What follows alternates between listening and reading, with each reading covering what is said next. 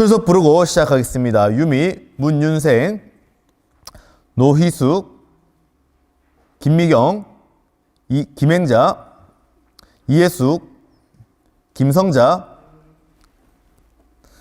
장정기, 정은숙, 성은이,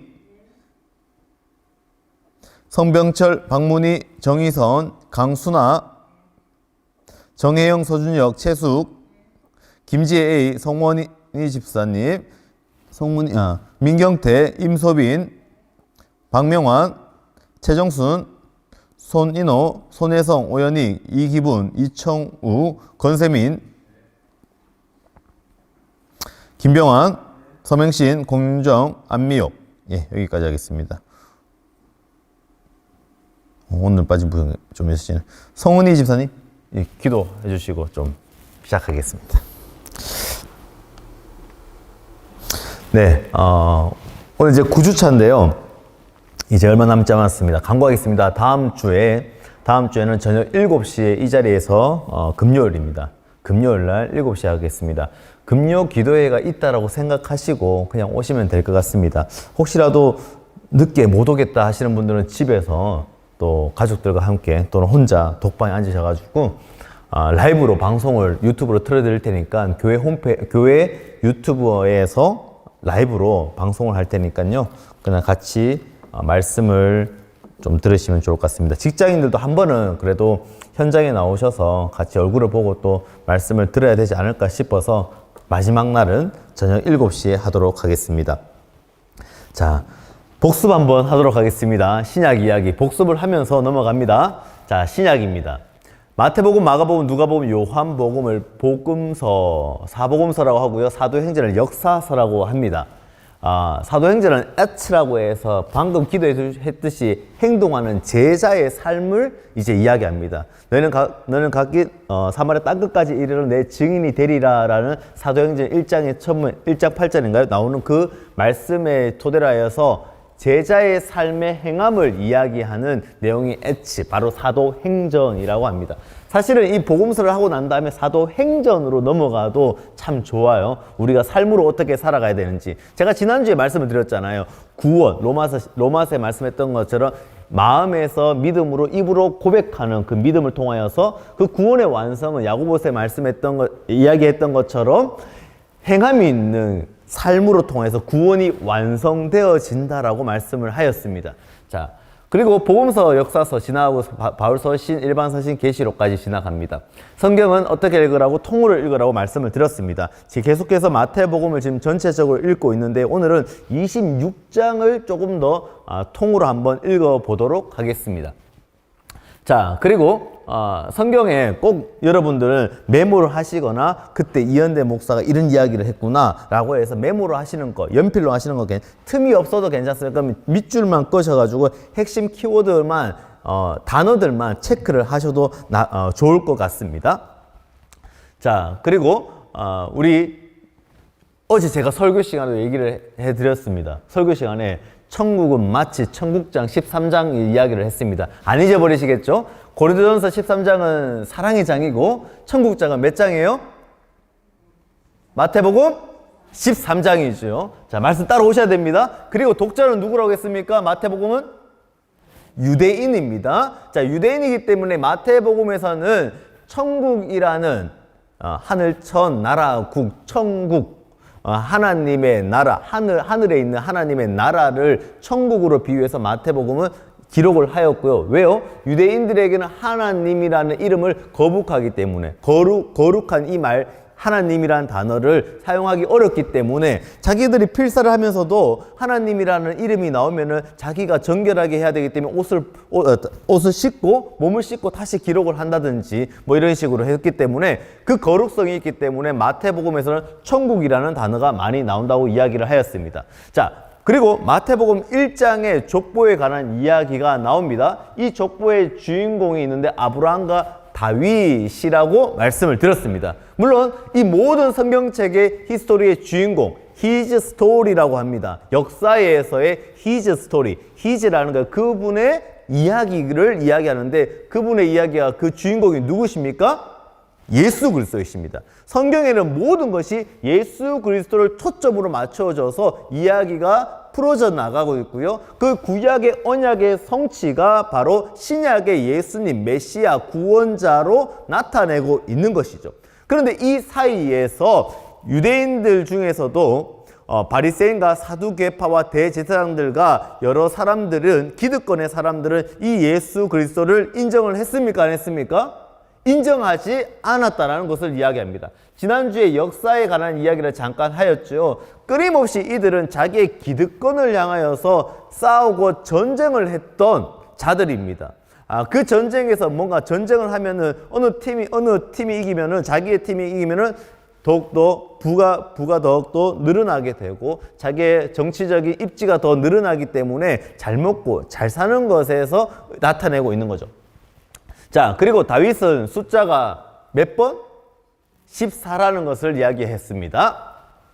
자, 하나님의 약속, 그리고 왕의 탄생, 중간기 역사, 요거는 한번 또 짚고 넘어갑니다. 요거는 믿지 않는 사람들도 다 알고 있는 기본 상식 중에서 아는 척을 할 수 있는 것이라고 얘기했습니다. 북이스라엘이 아수르에게 망하지요. 그리고 남유다, 바벨론에게 또 다음에 망하게 됩니다. 그 망하고 난 다음에 이 바벨론이 영원할 것 같았던 이 바벨론이 누구에게 망해요? 성경에 나오는 바사, 그리고 페르시아라고 합니다. 이 페르시아에게 망하게 되는 거죠. 이 절대 제국이 영화에도 나오는 300용사라는 이 영화에도 나오는 이 페르시아의 군대, 엄청난 군대가 결국에는 또 망해요. 결국에는 망하는데 알렉산드리아 대왕, 젊은 나이에 죽게 되지만은 이 알렉산드리아 대왕으로 통하여서 그 많은 나라의 땅덩어리들이 혼합주의, 헬라니즘으로 문화로 바뀌게 되는 상태가 일어납니다. 그때 70인역 여기 일어나고 도서관에 책들이 많이 만들어지면서 필사로 통하여서 헬라의 언어들이 생겨나는 거겠죠. 자, 그리고 나서 대헤롯과 세 명의 아들 헤롯 안티파스 빌립 아켈라오가 나타났다고 이야기를 했었습니다. 자, 여기서 지도를 한번 그냥 눈으로 한번 보시고요. 늘 매주마다 목요일날 우리는 보았지만은 그럼에도 예수님의 그 사역들, 이 갈릴리 바다 근처로, 그리고 벳세다로 갔다, 그리고 풍랑이 만났을 때는 어디로 갔다고요? 가다라로 지역에 갔다라는 것을 여러분들은 이미 익히 알고 있을 거라 믿습니다. 시험을 안 치더라도 여러분들은 다 알고 계실 거라 저는 굳건하게 믿습니다. 자, 그리고 나서 요셉의 의로움이라고 했고, 의롭다라는 거 한번 짚고 넘어갈게요. 여기서 신약에서 나왔던 의롭다라는 것은, 의로운의 정의는 뭐예요? 원래는 구약의 율법서를 잘 능통하고 필사하고 달달달 외우며 암송했던 자들이 바로 의롭다라고 했습니다. 그래서 특별히 또 뒤에 보시면 사도 바울 역시도 의롭다라고 나타나지요. 그 사도 바울은 1%의 사람이었지만 배움의 사람이었고 또 로마의 시민권자를 가졌던 사람이지만 더 중요한 것은, 의로운 것은 율법을 달달달 알고 익히 잘 알고 있는 사람이었다라고 우리는 또 알고가 있습니다. 자, 시험이 나와 있고요. 계속 끊임없이 사탄은 예수를 시험하고 있고요. 사탄은 예수를 시험할 뿐만 아니라 우리도 늘 끊임없이 유혹하고 시험하고 있다는 것을 알고 계셔야 합니다. 마태복음은 하나님의 나라 통치권을 이야기하는데, 이 통치권이 지금 이 땅에 있는 이 사탄의 나라에서 예수님께서 친히 이 땅 가운데 내려오셔서 인성과 신성을 가지고 오신 분이라는 것을 우리는 이미 알고 있습니다. 자, 그리고 나서 천국, 여기 있다 없다 뭐 이렇게 말씀을 드렸고요. 바실레이아톤 우라논이라고 해서 통치권의 의미를 가지고 있다라고 이야기를 했습니다. 그리고 already not yet이라고 해서 조금은 신학적인 이야기였지만 우리가 지금 어디에 살고 있다고요? 요 사이에 살고 있습니다. 주님은 이날 2000년 전에 오셨지요. 그러나 예수님께서는 다시 부활하시고 승천하셨습니다. 그리고 다시 오실 그날, 재림의 그날이 있는데 그 재림의 날은 누구도 알 수가 없습니다. 그래서 우리는 이 사이에 오시는 그날 사이에 지금 우리는 머물고 있다라고 알고 계시면 좋을 것 같습니다. 그래서 우리는 준비된 신부로서 오늘 26장의 향유 옥합을 깬 여인처럼 준비된 신부로서 우리는 기다리고 늘 끊임없이 언제 오실 그 주님, 자, 결혼은 제가 그때 말씀드렸다시피 결혼은 언제 한다고요? 한번 정혼을 하고 난 다음에 1년 뒤에 언제 그 남편이 올지는 모르지만 그날까지 우리는 준비하고 나의 가글을 다 지우면서 또 그 남자는 또 갈릴리 지방 사람은 빵들을 좋아한다는데 빵 구는 연습을 하고 늘 끊임없이 준비된 신부로서 우리는 기다려야 되는 것이죠. 자, 그리고 구약과 신약 율법 차이가 있고 그 다음에 주기도문을 했습니다. 주기도문 우리가 한번 또 알고 1, 2, 3번은 하나님의 어떤 거예요? 간구를 이야기한다고 했습니다. 그리고 주기도문 밑에는 인간의 간구를 이야기한다고 말씀을 드렸습니다. 그렇다면 우리가 기도할 때에 나의 기도를 먼저 하는 것이 아니라 주님이 가르쳐 주신 기도가 뭐예요?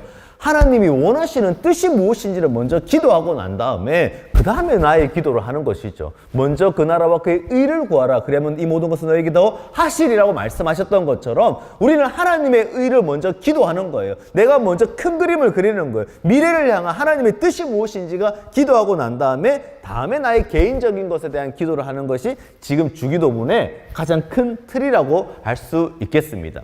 자, 그리고 처음으로 주기도문에서 예수님께서 가르쳐 주신 그 기도에 바텔이라는 이 단어가 아빠라는 단어, 우리는 그 간곡함을 청할 수 있는 그런 관계적인 신분이 우리는 되어졌다라는 거죠. 우리는 죽을 수밖에 없는 이 죄인이, 낮고 낮은 그 천하고 천한 이 죄인 속에서, 어둠 속에, 흑암 속에 있던 이 죄인이 어떻게 해요? 주님을 통하여서 신분이 세탁이 되고 바뀌어지는 역사가 일어나는 거죠.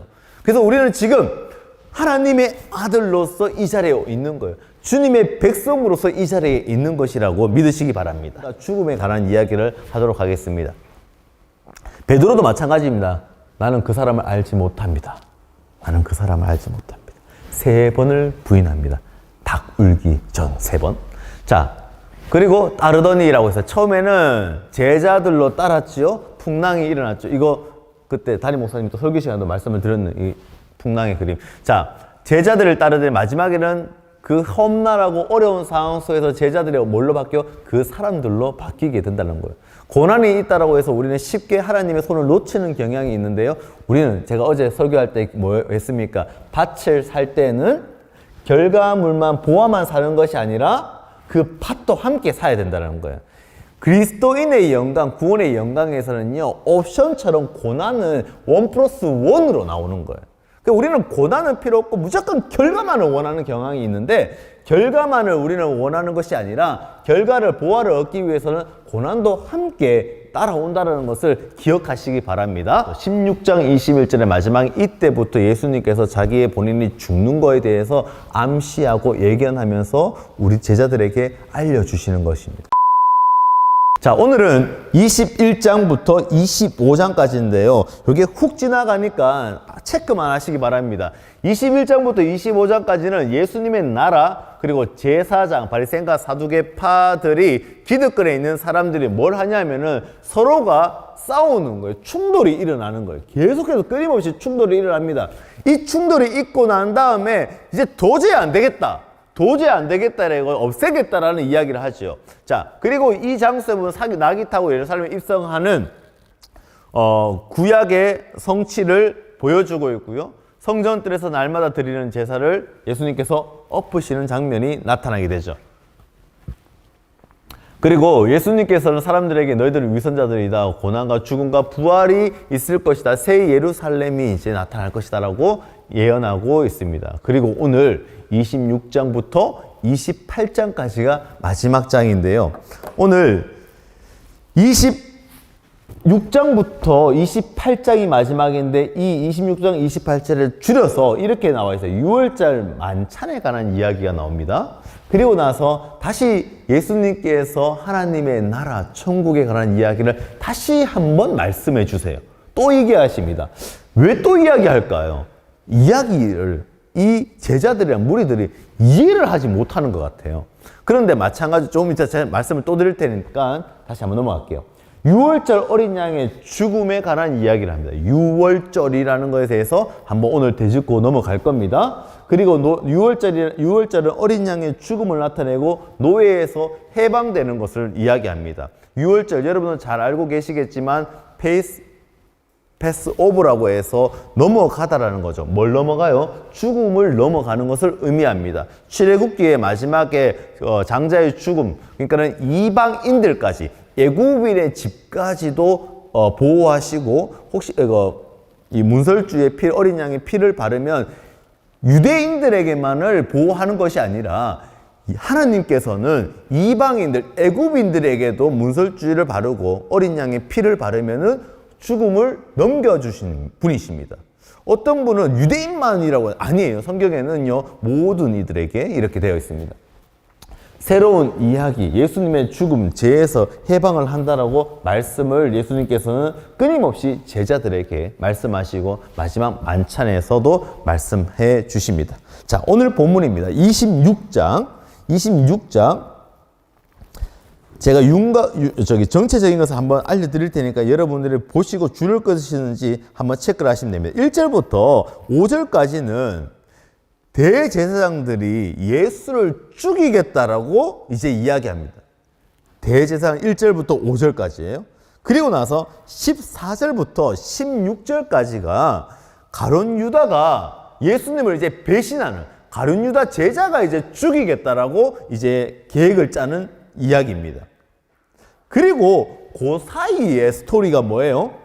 그 사이의 스토리가 바로 예수님의 머리에 향유를 붓는 장면이에요. 다른 공간보고 요한복음에서는 다리에 이제 향유를 부어서 닦는다고 하는데 마태복음에는 머리로 되어 있습니다. 자, 예수님의 이제 죽음에 관한 거는 마지막인데요. 끊임없이 사내들이 사람들, 지도자들, 기득권자들은 예수님을 죽이려고 합니다. 신성모독이라고 해서, 신성모독은 사형에 처합니다. 처형에 처해야 지는 거예요. 그리고 빌라도는 어떻게 해요? 그는 무죄이다 하지만 십자가에 못 박히라고 마지막에 하고 있죠. 자, 요것을 보시고 1절부터 16절까지 지금 빠르게 한번 읽어보도록 하겠습니다. 죽이는 것, 그리고 중간에 향유 옥합의 사건을 끼워놓고 가룟 유다가 죽이기로 또 다시 한번 결정하는 장면입니다. 26장 1절에서 16절까지 읽습니다.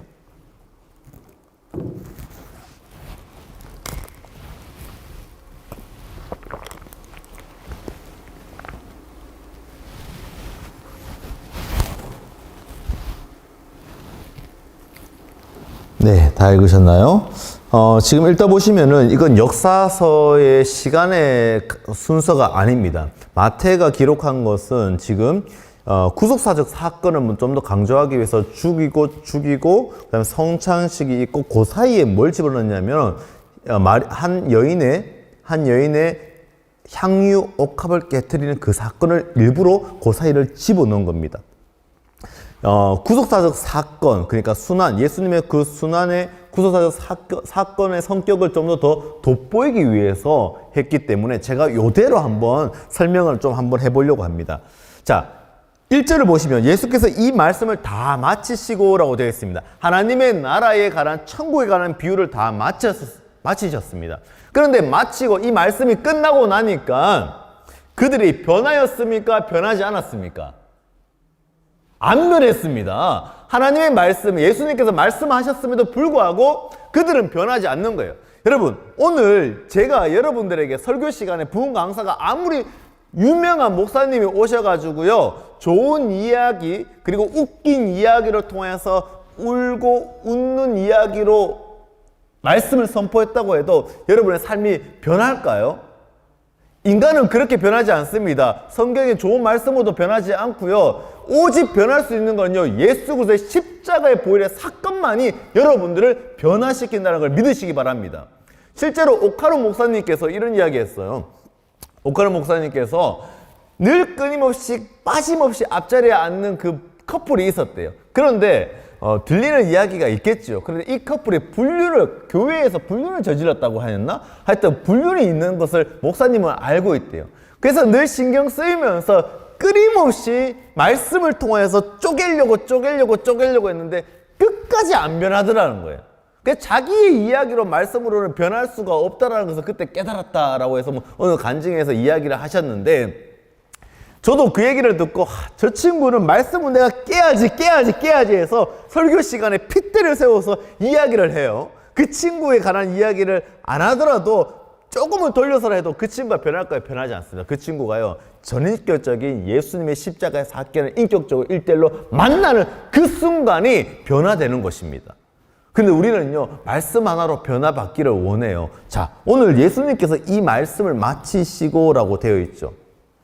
예수님께서 이 말씀을 마치시고, 자, 예수께서 이 말씀을 마치시고 제자들에게 이르시되 라고 되어 있습니다. 아무리 예수님께서 말씀을 하셨다고 해도 제자들은 여전히 이해하지 못하고 깨닫지 못합니다. 3년을 쫓아다녔는데 그들은 알지 못합니다. 즉 이야기에서 태초에 말씀이 계시냐, 요한복음 1장 1절에 말씀이 하나님과 함께 계셨으니 이 말씀은 곧 하나님이시니라. 즉 다시 이야기해서 이 말씀 그대로 예수님을 받아들여야지만이 그들이 변화받는 것인데, 그들은 여전히 보이지 않는 것을 쫓아가는 자들이 아니라 보이는 것을 쫓아다닙니다. 끝까지요. 자, 끝까지입니다. 왜냐면은 그 뒤에 보면은 유다가 배반을 하는데, 이 유다가요, 돈 은 30 때문에 배반하겠습니까? 사실은 그 은 30 좀 이따 말씀을 드리겠지만 돈 때문에 하는 것이 아니라 돈보다는 자기가 생각하는 메시아적 사상, 메시아적 그 종교성이 자기와 달랐기 때문에 이 사람은 아니다라는 거예요. 그래서 팔게 되는 겁니다. 자, 다시 한번 갑니다. 이제 제자들 떠나서 위에 1절부터 5절은요, 대제사장들이 이제 모여서 간정에 모입니다. 그리고 나서 예수를 흉계로 잡아 죽이려고 의논하되 이제 자기들끼리 죽이려고 합니다. 그런데 5절에 다 같이 한번 읽어볼게요. 시작. 말하기를 밀란이 날까 하노니 명절에는 하지 말자 하더라. 이 명절이 뭐냐면 2절에 보면 유월절이라고 나옵니다. 자, 이 유월절이라는 것이 왜 중요하냐면은 수많은 남자들이 예루살렘으로 모이는 절기 중에 최고의 절기예요. 독립기념일적인 날이고 새해라는 거예요. 이 새해에 수많은 사람들이 모이는데 이때에 그 불경하게 누군가를 처형하고 죽인다는 것은 밀란이 일어날 수도 있고, 또는 예수님께서 당시에 메시아라고 하면서 붐이 일어났고 사람들이 막 유튜브들이 쫓아다니면서 사람들이 예수님이다, 메시아다, 그리스도다, 제자들의 무리들이 막 따라다녔던 이 기적들을 이뤘던 인기가 많았던 이 예수님을 죽인다라는 것은 이 대제사장 기득권자에게 리스크가 있다라는 거예요. 그렇기 때문에 6월절에 죽이는 것이 죽일까 말까, 우리 그 밀란이 일어날 수도 있는데 함부로 그 기간에 하지 말자. 그런데 그 6월절이 끝나고 나면은 어차피 예수님은 죽어야 될 뿐이에요. 어차피가 아니라 죽어야 될 뿐이 아니라 이 대제사장을 통해서 죽게 돼 있는 거예요. 그런데 예수님이 죽어야 하는 날짜가 있죠. 6월절에 어린 양이 피로 오셨는 그 예수님의 구약의 언약의 성취가 있기 때문에 6월절에 꼭 죽으셔야 됐어요. 자, 그러면은 다시 한번 14절 이제 넘어가 볼게요. 14절. 아니요. 14절 아니, 넘어가기 전에 자, 이걸 한번 넘어갑니다. 6월절이라는 것을 알고 넘어갑니다. 이 6월절이라는 것은 패스오브라고 해서 죽음을 넘어가다 뛰어넘다라는 의미를 가지고 있습니다. 6월절. 이 정도는 아셔야 됩니다. 6월절은 무엇을 넘어간다고요? 죽음과 그리고 죽음을 뛰어넘거나 넘어간다는 의미를 가지고 있다라고 되어 있습니다. 자, 그리고 패스오브 자체가 지나가다 넘어가다라는 뜻이 있잖아요. 이게 6월절인데요. 출애굽기 12장 3절을 한번 찾아보겠습니다. 출애굽기 12장 3절입니다. 12장 3절입니다. 자, 12장 3절이에요. 너희는 이스라엘 온 회중에게 말하여 이르되 이 달 열흘에 너희가 각자가 어린 양을 취할지니 각 가족대로 그 식구대로 위하여 어린 양을 취하되. 4절입니다. 시작. 피를 양을 먹을 집 좌우 문설주와 임방에 바르고. 8절 시작. 9절 다 같이 했습니다. 시작. 날 것으로나 물에 삶아서 먹지 말고 머리와 다리와 내장을 다 불에 구워 먹고. 10절입니다. 아침까지 남겨두지 말며 아침까지 남은 것은 곧 불사르라. 너희는 그것을 이렇게 먹을지니 허리에 띠를 띠고 발에 신을 신고 지팡이를 짚고 급히 먹으라. 이것이 여호와의 유월절이니라 라고 되어 있습니다. 자, 13절을 보면은 12절에 내가 그 밤에 애굽 땅에 두루다니며 사람이나 짐승을 막론하고 애굽 땅에 있는 모든 처음 난 것을 다 치고 애굽의 모든 신을 내가 심판하니 내가 누구의 하나님입니다. 나는 여호와라 라고 말씀합니다. 그리고 13절에 내가 애굽 땅을 칠 때 그 피가 너희가 사는 집에 있어서 너희를 위해 표적이 될지라 내가 피를 볼 때에 너희를 넘어가리니 재앙이 너희에게 내려 멸하지 아니하리라. 너희는 이 날을 기념하여 여호와의 절기를 삼아 영원한 규례대로 대대로 지킬지니라 라고 말씀을 하고 있습니다. 자, 모세가요, 모세 있을 때 이 모세 시대에 이 유월절이 가장 유명합니다.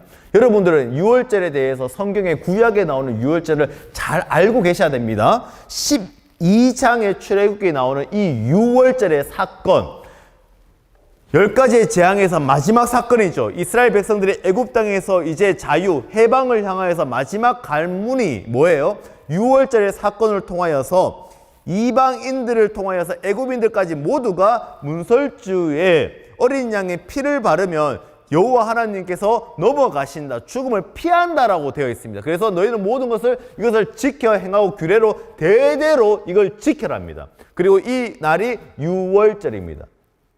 유월절입니다. 그런데 8절 또 이런 말이 있죠. 고기를 구워 무교병과 쓴 나무를 아울러 먹되라고 했는, 요거는 제가 알기로는 제 생각에는 뒤에 보시면 성찬식에도 성찬식 하기 전에 어린 양의 유월절 전날에 먹을 때에 고기를 먹을 때에 쓴 나물도 함께 먹는 법이라고 할까요? 자기들끼리 성찬식을 1단계, 2단계, 3단계, 4단계 있다가 보여줄 텐데 그 단계에서 첫 번째가 두 번째에 쓴 나물을 먹는 단계가 있습니다. 아마 이것을 대대로 지키는 율법주의자들 그리고 유대인들이 아니겠나 싶습니다. 자, 그렇다면은 이 모세 시대에만 이 죽음을 넘어가는 사건들이 있었을까요? 모세 전에는 어떠한 사건이 또 있었을까요? 유월절의 의미. 이 유월절이요, 구약에서 끊임없이 이야기를 하고 있습니다. 자, 유월절 다음입니다. 아브라함도 유월절을 또 하나님께서 약속을 하셨습니다. 언약의 약속. 성경의 구약에서는요, 야훼 여호와, 야훼 하나님이라는데 이 야훼가 언약의 약속의 하나님이라는 의미가 가지고 있어요. 자, 이 야훼 하나님께서 여호와께서 창세기 15장 7절, 15장을 한번 찾아보시겠습니다. 창세기. 아브라함에게도 하나님께서는 약속을 하시죠. 자, 15장 7절입니다. 유명합니다. 아브라함에게 너에게 복의 근원이 되겠다라고 말씀을 하시고 그에게 복의 근원의 약속을 너에게 해주겠다라고 하는 거예요. 이게 바로 유월절의 사건과 동일한 겁니다. 그 의미가요. 자, 뭐냐면요, 그 족장의 시대, 모세 시대의 그 전에는 아브라함은 족장 시대라고 합니다. 이 족장 시대에 아브라함의 축복을 내가 너에게 줄 때에 축복의 언약을 하나님께서 친히 맺으시고요, 그 양들과 짐승들이 반을 쪼개어서 불이 지나갑니다. 하나님께서 지나가시죠. 그것을 약속을 내가 해주겠다라는 것의 증표가 바로 이 햇불 언약입니다. 아브라함은 이 햇불의 언약을 통하여서 복의 근원이 시작이 되는 것이죠. 쪼개지는 것, 복받은 인생, 그 짐승이 쪼개지는 것, 짐승을 잘라서 언약의 약속을 하게 되는 거죠. 이게 바로 다 유월절의 의미를 가지고 있는 것입니다.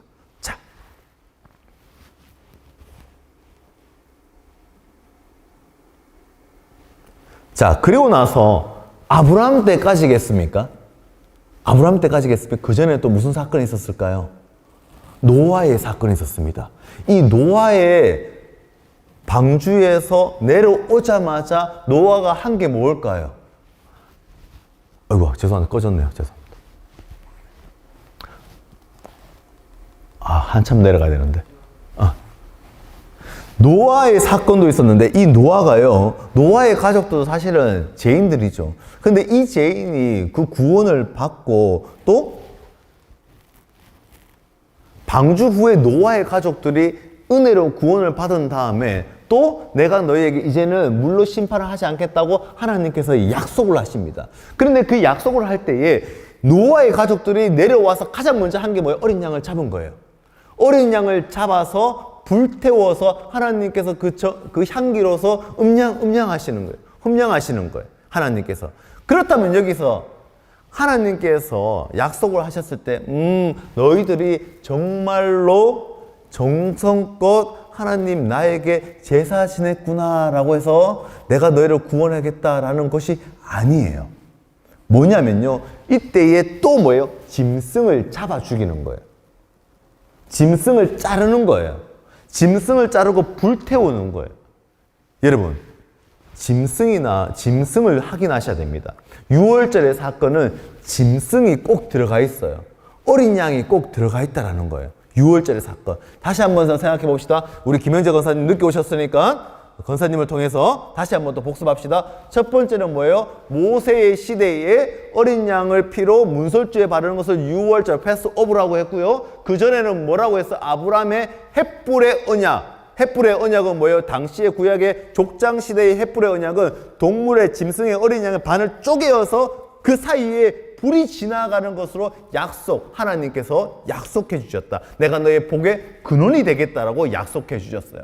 그리고 나서 그것이 바로 또 6월절의 의미겠죠? 그게 예표겠죠. 그죠? 그 다음에 또 뭐예요?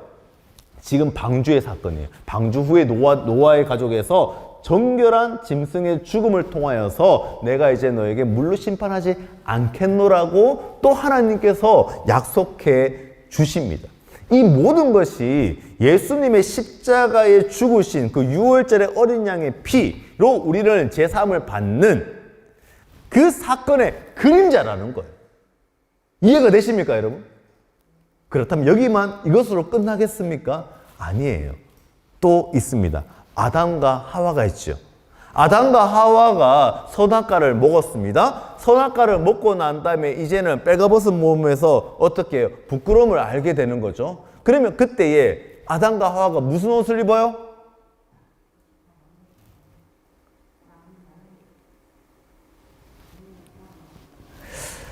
주여, 성경책을 다시 한번 보시기 바랍니다.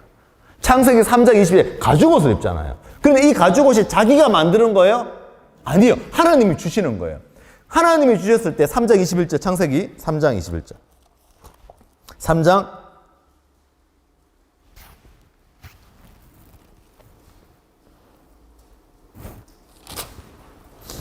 자, 3장 21절을 보시면 여호와 하나님이 아담과 그의 아내를 위하여 가죽 옷을 지어 입히시느니라. 자기가 만드는 것이 아니라 하나님께서 친히 지어 입히셨다고 말씀합니다. 자, 그렇다면 또 제가 6월절의 그림자로서 무엇을 봐야 된다고 했죠? 짐승을 보라고 했잖아요. 가죽 옷을 주셨다는 것은 하나님께서 친히 뭐예요? 짐승을 죽였다라는 거예요. 짐승을 죽였다라는 거예요. 짐승의 죽음으로 통해서 가죽 옷을 입혀주시고 아담과 하와에게 너 선악과를 먹었기 때문에 죽을 수밖에 없잖아요. 하나님의 말씀을 어겼잖아요. 그러면 그 어김을 죽음을 내가 면하게 해줄게. 하나님께서는 그 죽음을 넘겨주심을 통하여서 가죽 옷을 주시고 짐승을 죽이면서 그 죽음을 뛰어넘게 하셨죠. 자, 그렇다면 이게 끝일까요? 아닙니다. 또 있습니다. 여러분, 목요밥만 알 수 있는 거예요. 아담과 하와에서 아담이 먼저 났죠. 그러면 하와가 태어날 때에 아담이 옆구리를 통해서 갈비뼈로 해서 이제 태어났잖아요. 자, 보시기 바랍니다. 로마서 2장 22절을 보시면, 창세기 2장 2절을 보시면 여호와 하나님이 아담에게 취하신 그 갈빗대로 여자를 만드시고, 자, 하나님께서 이제 아담에 이어서 하와를 만드는데 갈빗배를 만들면은 인간의 뭐예요? 그 갈빗대에 있는 것을 찢으시는 거겠죠. 그죠? 똑같이 찢으시는 거예요. 이제 짐승이 아니라 아담을 찢으셨어. 처음에는요. 그리고 나서 그 옆구리를 통하여서 하와를 만드셨죠. 자, 로마서 5장 14절 한번 보시겠습니다. 자, 뒤를 넘기시고요. 로마서 5장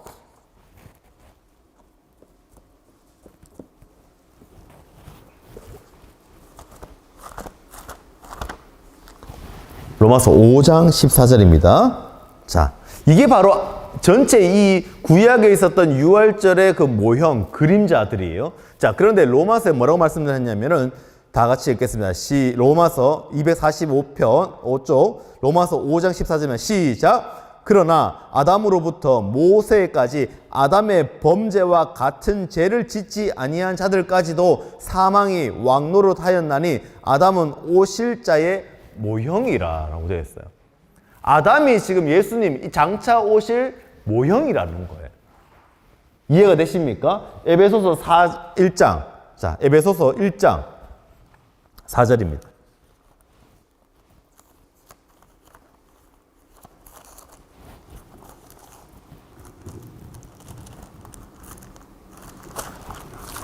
뒤로 넘기시면 됩니다. 자, 뒤로 조금만 넘기시면은 에베소서 1장 4절이 나옵니다.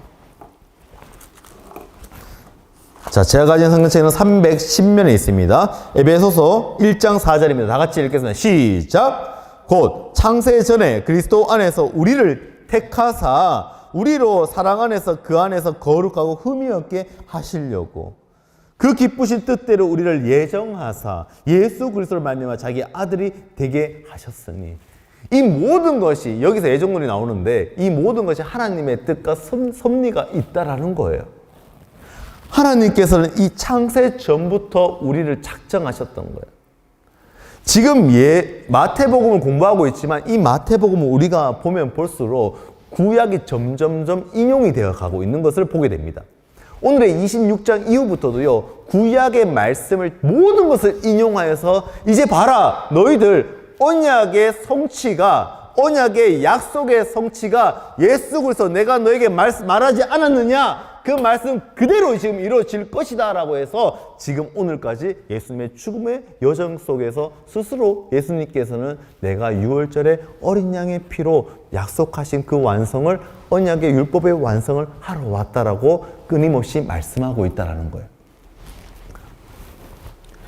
이 모든 내용은, 구약의 모든 내용은 이 신약 예수님의 모형으로서 그림자의 역할을 하고 있습니다. 그래서 성경에서 어떤 목사님이 그 학교에서 예전에 한번 설교학 시간인가요? 그 교수님께서 이렇게 말씀하시더라고요. 설교 내용에서 다른 거 다 필요 없다. 무조건 마지막은 예수로 끝나야 된다. 라고 하시더라고요. 성도들이 수백 번, 수천 번을 들어도 마지막은 예수 그리스도를 끝내라는 것이 설교라고 하더라고요. 저도 설교를 준비를 하면서도 말씀을 읽으면서도 어떻게 하면 예수 그리스도를 발견할까? 어떻게 하면 성경을 통독하면서 예수님을 찾을까라고 고민하면서 읽습니다. 여러분들 성경을 읽으실 때에 예수 그리스도를 찾는 우리 모든 모교반이 되시기를 주님의 이름으로 축복합니다. 자, 이 모든 이야기가 바로 예수 그리스도의 이야기입니다. 유월절로 죽기 위해 오셨던 분이 바로 예수 그리스도라는 거예요. 그런데 이 예수 그리스도가 오셔야 되는데, 자, 14절, 15절을 한번 볼게요. 16절까지 한번 읽어보겠습니다. 시작. 유월절은 예수님이라고 동일하게 보면 되고요. 이스라엘은 유월절은요, 죽음에서 탈출한, 애굽에서 탈출한 이스라엘 백성들에게 해방을 주는 날이었고요. 노예에서 자유로 최고의 명절 중에 하나였습니다. 그래서 대제사장들이 예수님을 죽이는 이 날은 피하고 밀란이 일어날 수 있기 때문에 피했던 것이고요. 그런데 예수님께서는 보라 세상죄를 지고 가는 어린 양이다 라고 구약의 마지막에 선지서에서 나오고 있잖아요. 그리고 유월절은 내가 죽기 위해 내가 여기에 왔다라고 목적을 뚜렷하게 끊임없이 우리에게 알려주십니다. 그런데 오늘 방금 14, 15, 16절에 누가 나와요? 가룟 유다가 나와요. 이 가룟 유다가 예수님을 팔아넘기는 사건이 일어납니다. 이 가룟 유다는 열심당원이었어요. 늘 가슴에 칼을 품고 다녔던 사람입니다. 그런데 이 가룟 유다 생각에는 종교성을 가지고 있었는데 3년을 쫓아다니다 보니까 사실은 가룟 유다는 처음에 등장하고 중간에 잘 나타나지 않았습니다. 그런데 이 마지막에 유다가 배반을 하는데 자기와 메시아 상이 다른 거예요. 3년을 쫓아다니니까는 자기가 생각했던 메시아가 아닌 거예요. 그래서 어떻게 해요? 지금 보시면요. 6절부터 시작해서 13절. 한 여인이 나타납니다. 요걸 제가 하고 넘어갈게요. 자, 한 여인이 나타나는데 당시의 여자는요. 그 향유 옥합을 준비하는데 평생을 모읍니다. 자, 평생을 모아서 시집 가기 전에까지 모아서 이 향유 옥합이 오늘 본문에 나왔던 이 향유 옥합은 한 1년치의 연봉을 다하는 금액입니다. 그런데 이 향유 옥합을 어디에 사용하냐면 결혼 전에 첫날 밤에 남편의 머리에 찍어 바릅니다. 그리고 장례를 치를 때에 머리부터 발까지 발라주는 거죠. 당시의 그 장례의 문화입니다. 그런데 이 한 여인이 옥합을 가지고 누구의 머리에, 마태복음 머리라고 되어 있습니다. 식사하시는 예수의 머리에 부은이라고 되어 있습니다. 식사는 7절. 한 여자가 매우 귀한 향유 한 옥합을 가지고 나와서 식사하시는 예수의 머리에 부은이라고 되어 있습니다. 제자들이 보고 분개하여 이르되 무슨 의도로 이것을 허비하느냐라고 되어 있습니다.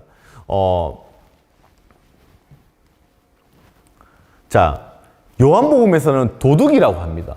도둑이라고까지도 칭합니다. 자, 마태복음은 전부 마태복음에서는 모두가 도둑이라고도 얘기하죠. 온 세상이 도둑이다. 자기가 원하는 세상이다. 자, 향유 옥합을 뿌리는데 모든 사람들이 분개를 하지요. 분개를 하면서 8절 제자들이 모두 분개하며 이르되 무슨 의도로 이것을 허비하느냐. 이것을 비싼 것을 팔아 가난한 자들에게 줄 수 있었겠도다 하거늘 예수께서 아시고 그들에게 이르시되 너희가 어찌하여 이 여자를 괴롭게 하느냐.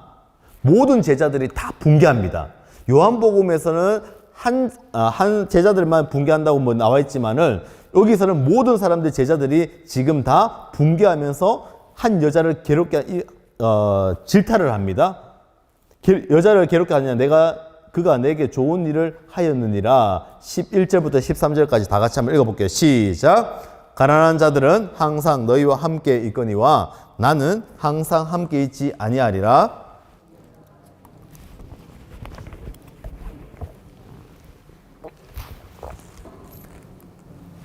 온 천하가 어디서든지 이 복음이 전파되는 곳에서는 이 여자가 행한 일도 말하여 그를 기억하리라 하시니라. 여기 중요한 것이 있는데 장례를 준비하는 것이고요. 두 번째는 복음이 전파되는 것. 동그라미 합시다.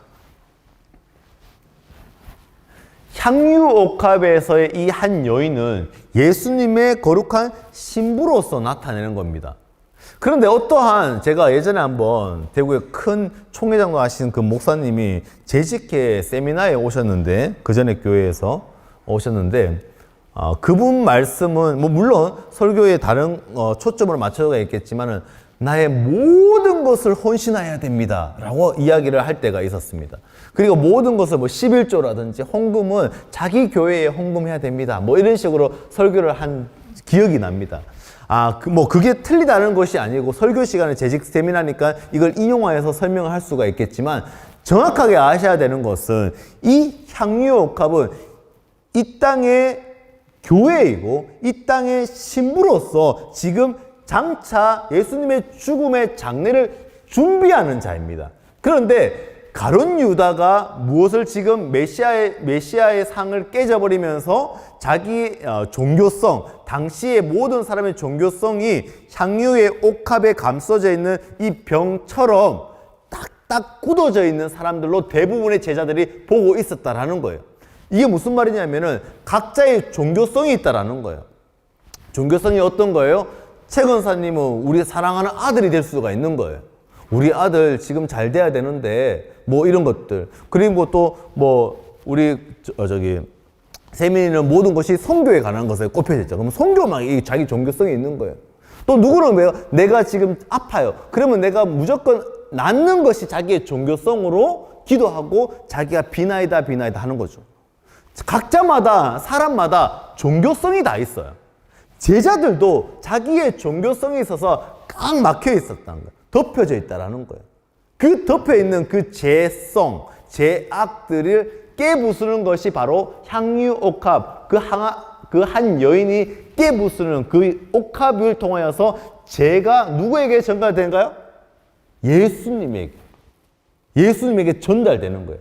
나의 모든 것을 예수님에게 전달하는 거예요. 이동하는 거죠. 나의 죄성들을. 자, 다시 한 번 더 이해해 볼게요. 미가서 6장 6절인데요. 다 같이 한번 잘 한번 보시죠. 제가 읽어드릴게요. 내가 무엇을 가지고 여호와 앞에 나아가며 높으신 하나님께 경배할까? 내가 번제물로 1년 된 송아지를 가지고 그 앞에 나아갈까? 여호와께서 천천의 순양이나 만만의 강물 같은 기름을 기뻐하실까? 내 허물을 위하여 내 맏아들 내 영혼의 죄로 말며 내 열매를 드릴까? 여호와 하나님께서 순양 이런 모든 제사를 원하실까요? 아니라는 거예요. 하나님께서는 재물이 필요 없다. 여러분의 헌금을 가지고 하나님의 나라가 이루어지지 않는 거예요. 그런데 우리는 모든 것을 드려야, 나의 제사를 드려야지 되고, 나의 11조를 드려야 되고, 내가 어떤 것을 드려야지만 하나님께 기뻐하신다라고 하는데, 그것이 중요한 것이 아니라 이 향유옥합에 있는 그 종교성, 그 죄악들을 모든 것을 주님 발 앞에, 머리 앞에 끼워야 된다는 거예요. 나의 삶을 모든 것을 깨고 하나님께 드려야 되는 것을 나타냅니다. 나의 모든 것을 드리자. 예수님의 장례를 위해서 12절입니다. 장례를 위해서. 그 장례가 뭐예요? 십자가의 죽으심이죠. 예수님의 죽으심을 한 여인은 알고 있었다라는 것. 그 3년을 쫓아다녔던 제자들도 몰랐는데 한 여인은 알고 있고 준비했다라는 거예요. 이것이 중요합니다. 그리고 예수님의 죽음, 세상의 죄를 짊어가시고 가시는 그 죽음을 깨닫고 온 세상이 다른 것을 보고 있지만 이 여인은 그 죽음을 알고 있었다라는 겁니다. 여러분들, 교회를 오래 다녔다고 예수님의 십자가를 아는 것이 아니에요. 처음에 새 가족들도 예수님의 죽음을 깨달을 수 있고요. 자기의 모든 죄성들을 버리고 던질 수가 있다라는 거예요. 한 번은 저희 어머니가 어느 전도를 하셨어요. 전도를 했는데 집에 염주하고 막 이따만하게 이거 들고 오신 거예요. 그래가지고 마땅히 그 사람 앞에서 버리기는 좀 뭐하고 자기가 버리려고 가져왔는데 엄마 이거 왜 가져왔어? 그러니까는 전도를 했는데 신앙 고백을 하고 예수님이 십자가에 매달려 죽으심을 믿고 기도까지 하고 나 이제 예수 믿을게요. 교회까지 갔어요. 그리고 어머니가 신방을 갔다가 야 집에 이런 거 있으면 그렇지 하나님을 믿는 우상 숭배다 그러면서 모든 것을 그러면은 사모님 이거 다 좀 치워주세요. 자기는 못 치우겠다는 거예요. 괜히 치웠다가 또 이렇게 얘기를 하는 거죠. 그래서 어머니가 그것을 모든 것을 가지고 집에 와서 나한테 보여주는 거예요. 엄마 나도 이런 거 싫어. 그냥 갖다 버려요. 그래서 그냥 싸그리 다 버리는 거예요. 그 처음 교회를 다녔던 이 성도는 뭐예요? 자기가 가지고 있는 종교성, 자기가 가지고 있는 죄악들을 모든 것을 지금 어디에 버렸는 거예요? 예수님의 발 앞에, 예수님의 머리 앞에 자기의 향유옥합을 끼워버리는 거예요. 그 전까지는 이 모든 것이 금이요, 옥이요, 새벽에 일어나가지고 찬물에 샤워해가지고 비나이다 물 떠나놓고 매일마다 자녀들을 위해서 기도하고 가족들을 위해서 기도했는데 종교는 바꾸면 안 된다고 들었는데 이렇게 하면서 살았대요. 진짜로요. 자, 우리도 마찬가지예요. 10년, 20년 권사님, 지사님들 3, 40년 기본적으로 교회를 다녔음에도 불구하고요. 우리가 착각하고 있는 것이 있어요. 종교성, 여러분들의 종교성은 무엇입니까? 자녀입니까? 직장입니까? 우리의 가족의 번성입니까? 어디에 여러분은 있습니까? 여러분의 죄성들, 죄악들, 그 종교성을 예수님의 발 앞에 그 머리 위에 다 깨시고 버리시고 그 죽음을 쫓아가는 우리 모두가 되었으면 좋겠습니다.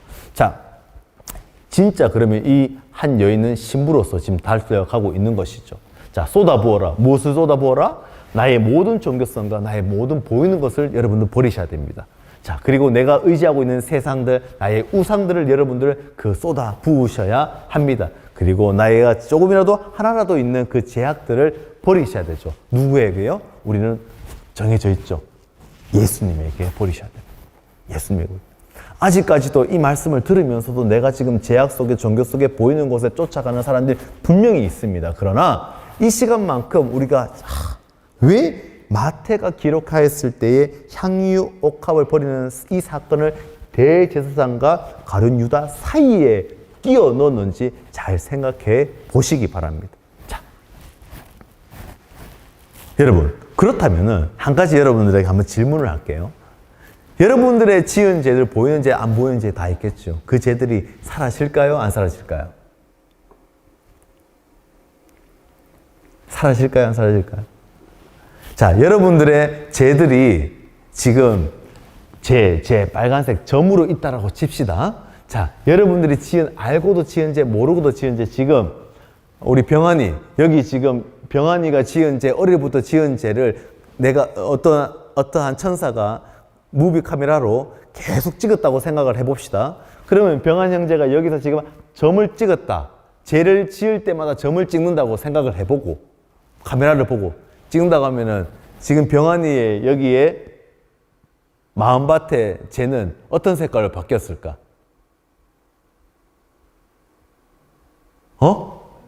빨간색으로 바뀌었겠죠. 빨간색으로 바뀌었겠죠. 죄를 그러면 도구를 사줬으니까 죄가 더 많았겠네? 계속 점을 찍을 거 아니에요. 수많은 죄들을 점을 찍을 거예요. 빨간색으로 덮여집니다. 그런데요, 아무리 빨간색으로 찝어도 그 틈새가 보일 수가 있겠죠. 죄는 지워지지가 않아요. 없어지지 않아요. 여러분들 지은 죄 지금도 생각날 때가 있잖아요. 아무리 회개하고 돌아왔다고 해도 그 죄의 잔상이 남아있잖아요. 그러면 이 죄가 어떻게 사라질까요? 사라지지 않습니다. 오직 예수님의 십자가의 보혈의 피로 덮어주는 거예요. 그래서 그 죄가 보이지 않는 거예요. 누구를 통해서? 예수 그리스도의 보혈의 피로 덮어주셔서 우리의 그 죄들, 좀 전에 병환이가 찍었던 그 죄들이 보이지 않는 거예요. 누구를 통해서? 예수 그리스도의 보혈의 피로. 그게 바로 유월절의 어린 양이라는 것입니다. 이해가 되시죠? 유월절의 어린 양의 피, 유월절을 예수님께서 하나님께서는 언약을 통해서, 말씀을 통해서 끊임없이 우리에게 예포하였고 증표로 알려주셨습니다. 그리고 마지막에 이제 예수님께서 죽으시고 고난받으시고 죽으시고 부활하시는 것이 바로 하나님의 놀라우신 플랜입니다.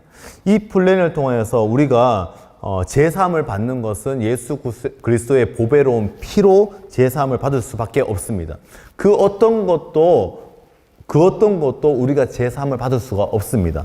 돈이나 베드로전서 1장 18절에 너희가 알거니와 너희 조상이 물려준 겉된 행실에서 대속함을 받은 것은 은이나 금같이 없어질 것으로 된 것이 아니요 오직 흠없고 점없는 어린 양 같은 그리스도의 보배로운 피로 된 것이니라. 아멘. 예수님의 보배로운 피로 우리는 제사함을 받을 수밖에 없는 것이 바로 베드로전서 1장 14절에도 말씀하고 있습니다.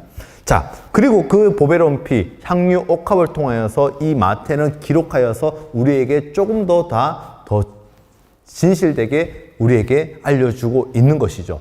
자, 그렇다면은 어차피 죽을 예수님이신데, 어차피 죽어요. 그런데 유월절이 중요하다고 했습니다.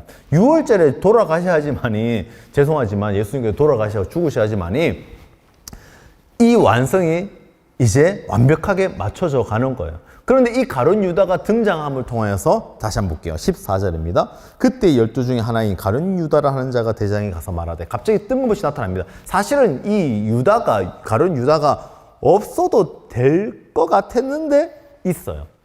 없어도 될 것 같지만 있습니다. 자, 예수님의 몸값이 나오는데요. 예수님의 몸값, 가룟 유다는 지금 은 30을 받았어요. 이 은 30이 얼마예요?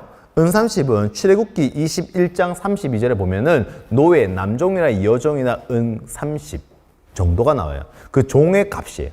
종의 값. 자, 그리고 나서 요한복음 12장 5절에 보면은 오늘 향유 옥합을 깨어버린 그 금액이 오면 300데나리온이 나옵니다. 이 300데나리온은 1년의 연봉에 나타나는 거죠. 자, 그렇다면은 삼손의 몸값은 어떨까요? 삼손의 몸값. 삼손의 몸값은 사사기 16장 5절에 보면은 삼손의 영원한 그 여인, 누구죠? 들릴라가 꼬시는데 블레셋 사람들에게, 야, 삼손을 이제 힘을 뺏는 건 정보만 알려주면은 은 1100개씩 각각이라고 되어 있죠. 그걸 주겠다고 합니다. 엄청난 돈입니다. 왜요? 블레셋은 그때 당시에 5개의 도시가 있었기 때문에 각각으로 받으면 엄청난 양을 받게 되는 것이죠. 그런데 예수님의 몸값은 고작 은 30이에요. 고작 은 30. 자, 종의 몸값으로 될 수밖에 없는 예수님의 몸값. 자, 1년치의 연봉이었고 은 30은 출애굽계 남정 여정 노예의 몸값이었고 삼손의 몸값은 자그마치 1100개를 5개 정도를 더 5배로 받고 있는데 예수님의 몸값은 고작 노예의 몸값으로 치유받게 됩니다. 그러면은 이 가룟 유다가 돈 때문에 예수님을 팔았을까요? 저는 그렇게 보지 않습니다. 예수님을 판 가룟 유다는 은 30 때문에 파는 것이 아니라 자기가 믿고 있는 메시아적인 사상을 벗어났기 때문에 이 열심당원이었던 이 가룟 유다는 이 땅을 뒤집어버리고 로마 땅의 압제 속에서 왕으로 등장을 하고 3년 동안 내가 재정까지 맡았던 신뢰를 받았던 이 가룟 유다는 한 자리를 차지하는 목적도 있었을 것입니다. 또는 다른 제자들도 마찬가지로 오늘 향유 옥합을 깬 그 상황을 보고 이 비싼 것을 깨냐부터 시작해서 예수님의 죽음, 그 전까지 천국의 비유와 죽음에 관한 것, 지옥에 관한 것 모든 것을 설명했음에도 불구하고 알아듣지 못합니다. 사실은 나중에도 알아듣지 못해요. 너가 이제는 곧 나를 배신할 거다? 닭 울기 3번 전에 나를 배신할 거야, 베드로야? 베드로는 딱 그거죠. 닭 울기 3번 정도의 신앙을 가지고 있었던 사람입니다. 정말로 그 사람은 저는 모르는데요. 그 사람은 모르는데 3번을 딱 부인합니다. 그리고 나서 베드로는 통곡을 하면서 새로운 시작을 하죠. 자, 그렇다면 사실 시간상으로 봤을 때는 26장에 나왔던 제자들은요, 여전히 메시아상을 바라보지 못하고 있었던 것 같습니다. 자, 그리고 가룟 유다의 배신을 통하여서 하나님의 때 18절을 보실게요. 18절을 보시면 이르시되 성한 아무에게나 가서 이르되 선생님 말씀이 내 때가 가까이 왔으니 내 제자들과 함께 유월절을 내 집에서 지키겠다 하시더라. 유월절을 또 강조하시면서 주님의 그때, 우리가 알고 있는 그때가 아니라 카이로스, 하나님의 그 시간의 때에 말씀을 하고 계시는 거예요. 이제 때가 찼다라는 거예요. 이제 내가 곧 죽을 날이 다가왔다라는 거예요. 예수님은 이 모든 플랜과 섭리를 알고 계시면서 설명하고 있습니다.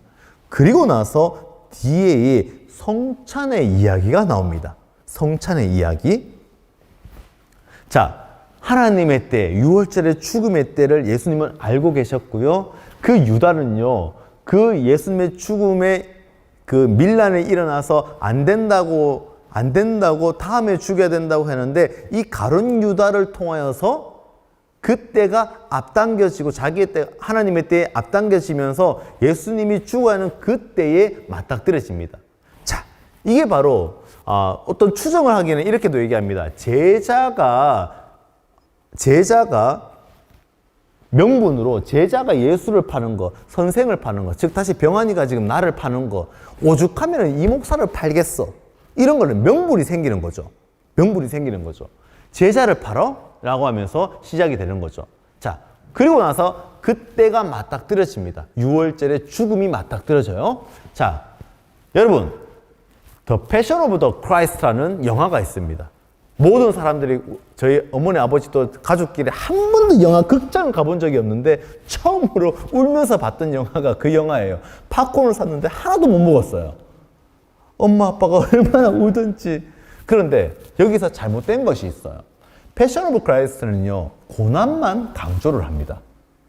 영화 보셨죠? 그래서 저는 중고등학생들에게는 패션 오브 크라이스트를 영화를 보여주지 않습니다. 왜요? 그 아이들에게는 이미지상 그 예수님은 죽으시고 불쌍한 자로만 이미지에 각인이 되기 때문에 청년들 이상으로 보는 것을 저는 추천합니다.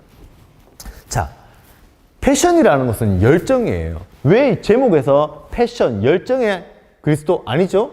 더 정관사 더를 붙이면요. 더 패션이라는 것은 더를 붙이면요. 어떻게 의미가 바뀌냐면 예수의 고난으로 의미가 바뀝니다. 아시겠습니까? 그렇다면은 이 예수님의 고난, 이 영화는 예수님의 고난으로 나타내는데 예수님께서 가장 여러분들 질문입니다. 고통스럽게 죽었다고 생각하시면 손 한번 들어보시기 바랍니다. 예수님께서 이 땅에서 가장 고통스럽게 죽었다라고 생각하시는 분 없으신가요? 손 드시려고? 사실은요 그렇게도 많이 알고 있습니다. 예수님께서 예수님만 생각하면 십자가만 보면 예수님 십자가에 매달려 죽으시고 라고 생각을 하시겠죠. 그러나 이것은 사실은 잘못된 겁니다. 종교 신앙인으로서 우리가 예수의 십자가를 바라볼 때는 부활의 신앙도 바라보아야 합니다. 그런데 먼저 바라보는 것 첫 인상이 뭐예요? 십자가만 보면은 눈물이 나요. 어느 교회가 있죠. 회개만 가르치는 교회가 있고 죄에 관한 것만 후벼 파는 수련회가 있단 말이에요. 이게 잘못된 거예요. 그 후벼 팠으면요 부활의 신앙으로 그것을 감싸주는 것도 목회자, 설교자가 해야 되는 건데 끝까지 눈물만 짜게 하는 경우가 있어요. 그런 부흥회 보셨나요? 제가 누구라고 제가 말씀을 드릴게요. 이스라엘의 독립의 운동가, 여러분 해방운동가들도 보면요 더 처참하게 죽었어요. 예수님은요 그 하루 만에 십자가에 매달려서 죽으셨겠지만은 그리고 3일 만에 부활하셨지만은 십자가의 처형은요 예수님만이 당하신 게 아니에요. 그 당시에 많은 사람들이 당하였고요. 그리고 독립운동가들도 당했습니다. 그렇다면 한국의 일제시대 때 독립운동가들은 얼마나 당했을까요? 고문? 우리가 생각하는 것조차 이상으로 고문을 당하였습니다. 예수님만의 고난을 당하신 게 아니라는 거예요. 그런데 우리는요, 예수님의 고난만 생각할 때가 많이 있다라는 거예요. 자, 예수님께서 이제 죽기 전에 성찬식을 합니다. 마지막 최후의 만찬에 성찬식을 하는데 이 6월절의 만찬에서 중요한 순서가 있는데 좀 전에 유다가 나왔잖아요. 이 가룟 유다가 나왔을 때에 예수님께서 6월절에 만찬의 순서가 나오는데 이 6월절 순서는 여러분들 알고 계세요? 만찬이? 성만찬식이 우리는 떡을 떼어서 포도주를 먹는 걸로 끝나잖아요. 그러나 이 당시에는요 6월절 만찬의 순서가 있었어요. 이 순서가 뭐냐면 첫 번째는요 포도주를 먹는, 그리고 손을 씻어야 돼요. 제자들은 발을 씻겠지요. 그리고 제가 좀 전에 말했던 것처럼 쓴 나물에 소금물에 찍어서 먹는 것이 순서로 되어 있습니다. 그리고 둘째는 뭐예요? 양고기를 먹고요, 포도주를 먹고 무교병을 먹습니다. 이게 뭐냐면 성찬식은 어린 양을 잡아서 먹는 걸로 시작해서 식탁의 교제를 같이 하는 거예요. 그리고 성찬식을 하는 거예요. 그런데 이때에는 지금 어린 양이 있어요, 없어요? 어린 양이 이때에는 없었는 거예요. 마태가 기록한 거는요. 그러면 누구예요? 본인이 스스로가 어린 양으로서 내 살을 먹고 내 피를 먹으라고 기념적으로 이야기하고 계신 거예요. 그런데 우리가 성찬식을 잘 알고 있어야 되는 것이 있는데, 자, 이때에 가룟 유다가 여기까지 끝까지 있었을까요? 없었을까요? 자, 본문을 봅니다. 본문에 나와 있지 않지만은, 자, 한번 볼게요. 20절입니다. 20절부터 20이라 예수를 파는 유다가 대답하여 이르되 라피여 나는 아니지요라고 대답합니다. 지금 지가 손에 집은 음식에 손을 집어 넣었는데도요, 예수님께서 이 안에 넣는 사람이 나를 팔 것이다라고 이야기했는데 이 유다는 자기가 아니지요라고 이야기를 하는 거예요. 너가 말하였도다 라고 예수님은 말씀합니다. 자, 성찬은 알고 있어야 되는데 성찬하기 전에 식사를 하는 이야기가 나옵니다. 이 식사를 할 때의 지금 이야기입니다. 자, 그렇다면은 순서를 한번 볼게요. 방금 유다는요 여기까지예요. 여기까지. 유다는 지금 여기까지는 지금 같이 쓴 나물을 같이 찍어 먹고 떡을 먹고 있는 그 가정 중에, 식사의 가정 중에는 유다는 있었어요.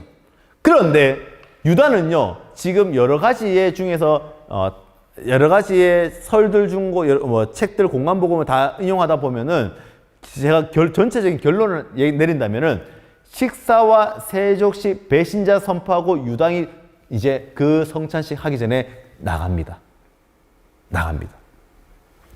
뭐 여기서 여러 가지 썰들이 있겠지만은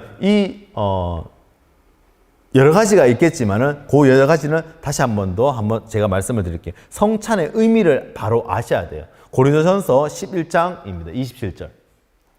고린도전서 11장 27절 29절에 자, 한번 찾아볼게요. 고린도전서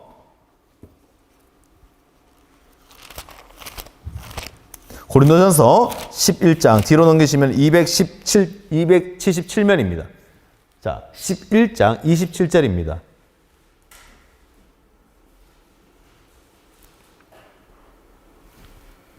자, 27절부터 29절까지 다 같이 읽어볼게요. 시작! 그러므로 누구든지 주의 떡이나 잔을 합당하지 않게 먹고 마시는 자는 주의 몸과 피에 대하여 죄를 짓는 것이니라. 사람이 자기를 살피고 그 후에 이 떡을 먹고 이 잔을 마실지니 주의 몸을 분별하지 못하고 먹고 마시는 자기의 죄를 먹고 마시는 것이니라.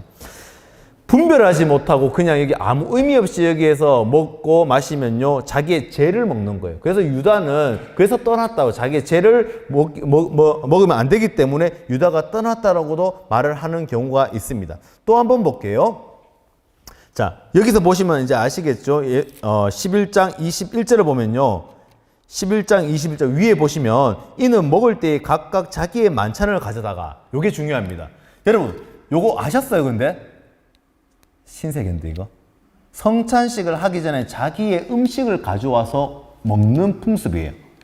그렇다면은 자, 21절에 이는 먹을 때 각각 자기의 만찬을 먼저 갖다 먹음으로 어떤 사람은 시장하고 어떤 사람은 취함이라. 사도 바울이 왜 이야기를 했을까요? 자기가 각자 마시고 오늘 자, 다음 주에는 7시에 합니다. 다음 주에는 7시 마지막 파티예요. 최후의 만찬 할 겁니다. 각자 파티타임을 할 건데 책거리라고 하죠. 중학생, 고등학생 책거리, 마지막 수업은 책거리라고 해서 뭐 있는 책 다 버린다고 합니다. 근데 우리는 각자 자기가 먹고 싶은 것들, 음식들, 병아리는 통닭 좋아하니까 통닭 한 마리 튀겨오고, 저기는 최 권사님은 피자 한 판 사오고, 누구는 강 권사님은 음료수 가져오고, 성진사님은 뭐 족발 한 개 사오고, 각자가 가져와야 될 것을 가져오면서 먹고 마시는 거예요. 그런데 누구는 취하는 자도 있고, 누구는 많이 가져오는 자도 있대요. 이게 뭐냐면요, 부자와 가난한 자가 여기서 나뉘어진다라는 거예요. 그러면 가난한 자는 가져오는 것이 없다라는 거예요. 그런데 부자는요, 자기가 먹을 그 통닭 한 마리를 가져와서 누구에게 준다? 안 주고 자기 것만 먹었다라는 거예요. 자기 것만 먹어요. 그래서 성찬식은 하나가 되고 우리가 되는 기념의 시간들이라는 거예요. 누구를 통하여서? 예수 그리스도를 통하여서 하나가 되는 건데, 사도 바울이 왜 이렇게 이야기했냐면, 너희는 성찬식에 하나가 되어야 되는데 니들끼리만 먹고 니들끼리만 마시고 그러니까 술 취하고 니 자빠져 있지 라고 이야기하는 것입니다. 자, 10장 27절 한번 볼게요. 고린도전서 10장 27절. 고린도전서 10장 27절. 10장 17절이네요. 어쩐지 말씀이 10장 17절, 죄송합니다. 고린도전서 10장 17절입니다. 떡이 하나요, 떡은 하나요, 많은 우리가 한 몸이니 이는 우리가 다 한 떡에 참여함이니라. 여기서 중요한 단어가 떡은 하나요라는 거예요. 하나. 우리는 하나고 우리는 한 몸이라고 말씀하고 있습니다. 자, 그러면 성찬식에 참여하는 모든 사람들은 뭐예요? 가장 낮고 그리고 또 높고 이런 거 떠나서 교회 안에서의 공동체는 다 하나라는 거예요. 그런데 언제부턴가 우리는 하나가 되지 못하고 분리되고 네 거, 내 거 찾는 거예요. 끼리끼리 모이게 되는 거죠. 이 성찬식은요, 하나가 되는 거예요. 교회는요, 하나가 되는 거예요. 성찬식을 하면서 예수님의 그 십자가에 달리심을 우리가 떡을 떼어서 외국에서 제가 성찬식을 할 때는 이렇게 했습니다.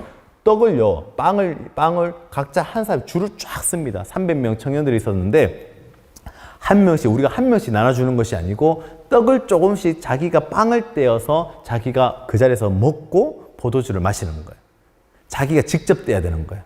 자기가 직접 떼요. 왜요? 이 빵은 의미적으로 뭐예요? 하나이기 때문에. 그 빵의 모든 것은 의미는 우리는 하나이다. 우리라는 것을 나타내고 있기 때문입니다. 자, 부자도 가난한 자도 빈곤한 자도 다 같이 각자의 자리에서 만찬을 즐기고 성찬식을 시작하는 것에 의미가 있습니다. 그래서 성찬의 진정한 의미를 깨달으셔야 됩니다. 제가 오늘 빵을 좀 가져오려고 했는데 먹는 것이 좀 그럴 수 있으니까 마지막입니다. 교회는요 에클레시아라고 합니다. 에클레시아. 그런데 이 교회 안에서 우리는요 어떻게 살아가는지 한번 생각해 보시기 바랍니다. 자, 다시 한번 본문에 마태복음, 여기서 중요한 제사함과 언약의 피가 나옵니다. 구약에 계속해서 끊임없이 약속했던 언약의 성취, 언약의 피, 어린 양의 피가 예수님을 통하여서 완성이 되어 가지고 있다는 것을 본인이 직접 말씀하고 있다는 거죠. 자, 교회는 어떤 곳일까요? 성찬, 우리의 의미로서 하나가 되는 곳입니다. 교회는요, 우리입니다. 에클레시아는 어떤 곳이에요? 한 명이 되는 곳이 아니라 두세 사람이 모인 예수를 주라고 고백하는 사람들의 모임을 에클레시아라고 지난주에 말씀하였습니다. 그런데 우리가 세상을 바라볼 때에 교회는 어떤 곳입니까? 계속 건물을 세우고 늘 끊임없이 가난한 자보다 부자들이 오는 것을 더 바라볼 때가 많이 있고, 헌금 많이 내는 사람들을 더 바라볼 때가 있고, 고개 숙일 때가 있고, 장로 권사님부터 시작해서 돈 없는 사람들은 장로하기도 어려운 이 시대입니다, 사실은. 그리고 교회는요, 신문 광고 기독 공부를 보면요, 목사님의 얼굴만 나타나지 예수님의 말씀이 나타난 적은 없습니다. 여러분 광고 보셨죠? 그것도 문제인 것 같아요. 여러분, 교회는요 모든 것을 어울려지고 서로 용서해주고 서로 안아주고 예수님이 하신 그대로 예수님의 심장과 사랑을 가지고 품어주는 곳이 바로 교회가 되는 것을 믿으시기 바랍니다. 예전에 한번 그 뉴스가 있었는데 한번 영상 한번 보시겠습니다. 풍성이 울렸습니다. 성경 공부를 하던 신자 9명이 목숨을 잃었죠. 총을 난사한 범인은 21세 백인 청년 딜런 로프. 백인 우월주의자라는 것이 속속 드러난 상황에서 19일 법원 대형 스크린의 모습을 드러냈습니다. 이 고속 여부를 결정하는 약식 재판정에는 희생자들의 가족들이 앉아 있었는데요. 가해자에게 직접 예비할비를 주는 사우스캐롤라이나주의 관행에 따라 유족들은 한 명씩 범인에게 말을 건넸습니다. I forgive you. You took something really precious of me from me. I would never talk to her ever again. I would never be able to hold her again. But I forgive you. And have mercy on your soul. You hurt me. You hurt a lot of people. But God forgive you. And I forgive you.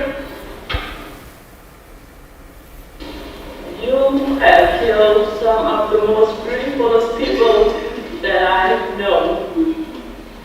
Every fiber in my body hurts. And I'll never be the same.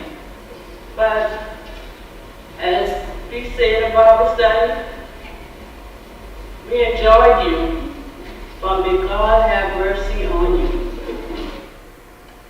네, 들으신 대로 이 소중한 사람을 앗아간 이에게 증오의 말이 아니라 용서한다고 했습니다. 이 위대한 용서는 증오를 끌어안았고 이에 범인도 흠칫 놀라는 모습이었습니다. 이 용서의 말에 감동을 받은 건 오바마 대통령도 마찬가지였습니다. 자신의 트위터에 끔찍한 비극 한가운데에서도 품위와 선량함이 빛난다고 올리기도 했습니다. 어제 사건 현장인 찰스턴 이메뉴엘 교회에서는 비극적 사건 이후 첫 예배가 열렸습니다. 숨진이들을 애도하는 장이 됐는데요. 누군가는 이렇게 울부짖었습니다. 또 다른 이들은 서로의 손을 부여잡고 아픔을 이겨내려고 애썼습니다. 교회 마을 곳곳에서는 희생자를 그리는 꿈과 목 인형들이 수북히 쌓여갔고요. 조문객 수천 명은 이 희생자를 애도하느라 밤이 깊어가는 중 몰랐습니다. 똑같이 지금 현장에 있는 성경 공부하는 이 시간에 백일 우월주의 사상을 가지고 있는 한 청년이 총을 들고 교회에 왔습니다. 여러분들의 자녀, 여러분의 청년을 죽일 수도 있고 여러분의 지금 상황 속에서 똑같은 상황이 있을 수가 있습니다. 그런데 저는 오바마 대통령이 말했던 그 말은 저는 뭐 품위를 지키고 성품이 그런 것이 중요한 것이 아니라 그들은 용서를 하고 하나님의 은혜가 있다는 것은 예수 그리스도의 그 사랑과 십자가의 사랑을 알고 있었기 때문에 그렇게 말할 수가 있다고 생각이 듭니다. 저에게도 이런 사건이 만약에 일어난다면 할 수 있겠냐라는 생각이 듭니다. 그러나 우리가 지금 배우고 있는 예수 그리스도의 십자가의 사랑은 품는 사랑이고 용서하는 사랑이고 은혜를 나눌 수 있어야 합니다. 저도 마찬가지로 목사로서 이 자리에서 여러분들의 말씀과 함께 나누지만은 행함이 없는 믿음은 죽은 믿음이라는 야고보서의 말씀처럼 8주, 9주의 10주의 과정을 통하여서 여러분의 삶이 단 10%라도 변화되고 예수님의 길을 쫓아가며 그 죽음과 고난과 그 부활의 사건을 믿고 의지하며 그 십자가의 전달자로서의 복음 전달자로 살아가는 우리 모교반이 되시기를 주님의 이름으로 축복합니다. 향유 옥합을 깨트린 이 신부, 준비된 신부처럼 13절을 보시면 내가 진실로 이르노니 온 천하에 어디서든지 이 복음이 전파되는 곳에서는 이 여자가 행한 일도 말하여 그를 기억하리라 하시니라. 예수님께서는 이 여인에 통하여서 복음이 전파되는 것을 말하고 있습니다. 복음이 뭐예요? 예수님이 십자가에 죽으시고 우리의 죄를 대신하여서 대속함의 그 사건, 그 기쁜 소식을 전하는 것이 바로 복음이라는 것입니다. 오늘 이 시간 가운데에 우리가 복음의 전달자로서 전파되며 그 십자가의 사랑을 기억하며 전달자의 사명을 끝까지 사수하는 저와 여러분 되시기를 주님의 이름으로 축복합니다. 기도하겠습니다. 사랑하는 풍성하신 하나님 감사합니다. 이 시간 저희들 모교반을 통하여서 이 자리에 만나게 하시고 특별히 예수님의 그 십자가의 고난의 여정을 이 시간 6월절의 어린 양의 피, 약속의 그 피, 구약의 그 약속을 성취하게끔 우리에게 지금 보여주시고 나타나시고 또는 이 시간 성찬식의 의미를 통하여서 하나님 우리가 하나 될 수 있게 하시고 우리 모두의 그 십자가의 사랑으로 더듬혀 주셔서 우리의 원수도 사랑하는 그리고 또 용서하며 은혜로서 더하는 우리 모든 믿음의 공동체가 되게 주님 인도하여 주시옵소서. 우리의 의지로 우리의 힘으로는 할 수 없사오나 성령 하나님께서 함께 동행하여 주셔서 옆 사람을 또 낮은 사람을 높은 사람을 모든 믿음의 공동체 옆에 있는 모든 이웃을 끌어안으며 사랑할 수 있는 마음을 허락하여 주시옵소서. 오늘 시간 9주의 과정을 마칩니다. 이제는 마지막 한 주의 과정이 있습니다. 10주차까지 끝까지 달리며 하나님 앞에 십자가의 무릎 앞에 나의 모든 제약들을 향유 옥합을 깨뜨렸던 여인처럼 제자들처럼 가룟 유다처럼 알지 못하는 종교성에 빠진 자가 아니라 나의 보이는 것, 나의 제약들과 나의 모든 것들을 주님 앞에 깨어 던져버리는 모든 믿음의 공동체가 되게 하나님이 인도하여 주시옵소서. 마지막까지 최선을 다하며 주님의 손을 놓치지 않게 하여 주시기를 간절히 소망하며 이 모든 말씀 살아계신 예수님의 이름으로 기도드리옵나이다. 아멘. 네, 수고하셨습니다. 딱 12시입니다.